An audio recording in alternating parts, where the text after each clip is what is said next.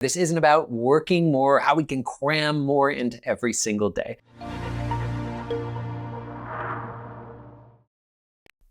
Hi there, Kelsey Toner here, the founder of Guest Focused Tour Business Coaching, where every day myself and our team of extraordinary tour business coaches are helping you build a thriving, profitable tour business. Well, let's face it, you're busy a lot of the time, answering emails, managing guides, updating listings, posting on social media, handling guest questions. You often collapse at the end of the week, exhausted, especially during peak season. But when you look back, what actually changed? Did bookings go up? Did profit improve? Or did we just stay busy? Here's the uncomfortable truth. Most of the work we do isn't moving our tour business forward. And deep down, we probably already know.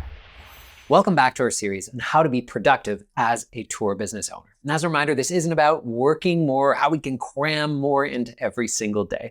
We're talking about getting out of reactive mode and back into control of your time, your energy, and your focus. In a previous video, we talked about sorting urgent tasks from important ones. But today, we're going to go a little bit deeper and ask ourselves which important work actually matters most. So we're going to begin this video with the Pareto principle. And this is something you may have heard of before, but we're going to explore why it's so important for so many entrepreneurs out there. Basically, in 1896, an Italian economist named Vilfredo Pareto noticed something strange about the wealth distribution in Italy. About 80% of the land was owned by roughly 20% of the population. He started looking for this pattern elsewhere and found it everywhere. This became known as the Pareto principle, or more commonly known as the 80-20 rule. And it shows up constantly in business. 80% of your profits probably come from about 20% of your tours. 80% of your headaches probably come from about 20% or less of your guests. And here's the one that matters for today. 80% of your results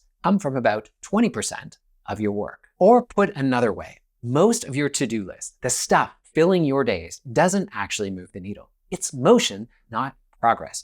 The goal isn't to do more. It's to figure out which 20% of the activities actually drive bookings, drive profit, and accomplish the goals that you set out to. So what does that 20% actually look like for a tour business owner? Well, let's create two categories here: high leverage work and low leverage work. High leverage work usually includes things like raising your prices after you realize that you're just not earning enough profit, or maybe rewriting a tour description based on best practices from e-commerce or some of our guest focus recommendations. Maybe it's fixing a broken booking flow or optimizing your booking software. Maybe it's building a referral system that brings guests back. Creating guide training so you're not answering the same questions every week. Low leverage busy work looks like tweaking your Instagram bio for the third time, maybe reorganizing your inbox folders, or sometimes getting hung up on a productivity app, redesigning our logo, researching competitors for an hour, responding to emails that may not need a response. Here's the pattern that I want you to notice. That high leverage stuff, it's usually uncomfortable.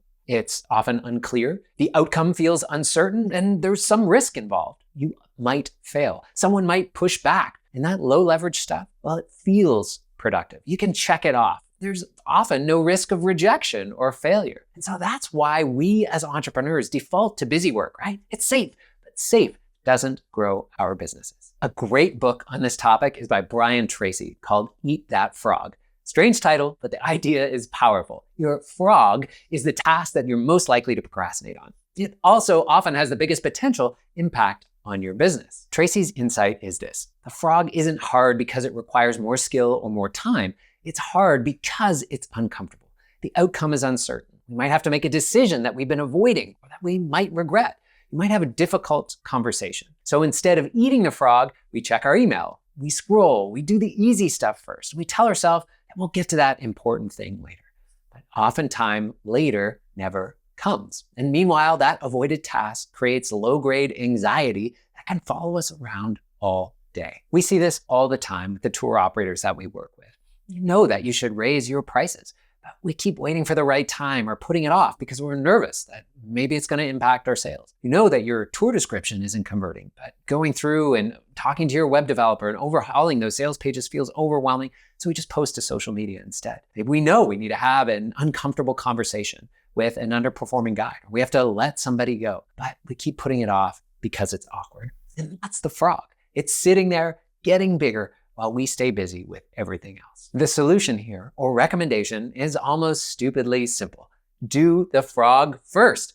before you open email, before you check Slack, before we WhatsApp, before the day's first fires start pulling you in every direction, your first work of the day should be your highest leverage task. Why morning? Because willpower is a limited resource. Research shows that our decision-making quality declines throughout the day, and often by 3 p.m., 4 p.m., you're not the same person that you were at 9 a.m. And a lot of us could probably relate to that. You're much more likely to take the easy path, avoid discomfort, default to busy work. So front load the hard stuff. Use your best hours for your best work. Here's the mindset shift that changed a lot for me when I started applying. If you eat the frog early, the rest of the day feels lighter, even if nothing else gets done. You've already done the thing that matters. Everything else is a bonus. You feel good about getting that thing done that maybe you've been avoiding or that you knew was going to be tough. But if you avoid that frog all day, you go to bed, that same low-grade anxiety, you'll wake up tomorrow and the same task is there waiting for you. The question to ask yourself is, what's the one thing that I've been avoiding that would actually change something? That's your frog. That's what you should eat first. So let's get practical. How do we implement this productivity best practice? Well, we can start with a weekly 80-20 audit. Basically, at the end of next week, take 15 minutes, doesn't have to be a lot of time, to review where your time actually went. Not for where you planned for it to go, but where it actually went. If you've never done this exercise before, it's tremendously impactful and can be really eye-opening. And we're gonna ask 2 questions. First, which activities drove real results? More bookings, higher profit, better systems, actual progress towards your goals. And second, which activities were just motion? You were busy, but not all that productive. And really be ruthless. Most of us are surprised and even a little embarrassed when we see how much time goes to that 80% that doesn't produce. Once you see it, you can fix it. Cut that low leverage work.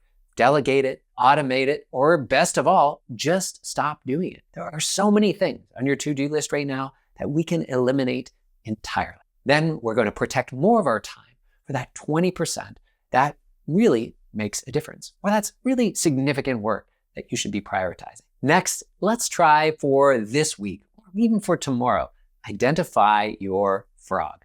What's that uncomfortable task that you've been avoiding that would actually move your business forward? If we're honest, you probably have a good sense of what that is already. So tomorrow morning, let's get that task first. We can block out time in your calendar, if you would like, before email, before messages, before your agenda is set by someone else. Give it your first 60 to 90 minutes and knock that thing off. These 2 productivity best practices, keeping in mind that 80-20 rule and that eat the frog methodology, will help you be more productive. But I also want to acknowledge that this is not easy. If it was easy, we'd already be doing it, or everybody would be doing it. The challenge is, of course, is knowing what 20% of what you're doing will actually have the biggest impact. And the short answer is we don't often know, but success leaves clues. When you're deep in the day-to-day, it's hard to see clearly. And that's where booking a free strategy call with one of our tour business coaches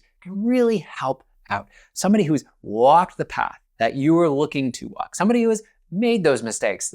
To be somebody who's probably avoided eating that frog day after day. Or other people that took them 10 years, 15 years, 20 years of work in this industry to figure out what were those 20% of action items that really made the difference. Well, if you're interested in having a second set of eyes on your business, I'm inviting you personally to book a free strategy call at guestfocus.com/book a call. We'd love to connect with you and help you identify that 20% in this 80-20% rule. So before you go, let me know in the comments down below. Have you heard of this Eat That Frog book? What are some examples of the things that you try and knock off your to-do list first because you know that you put them off otherwise?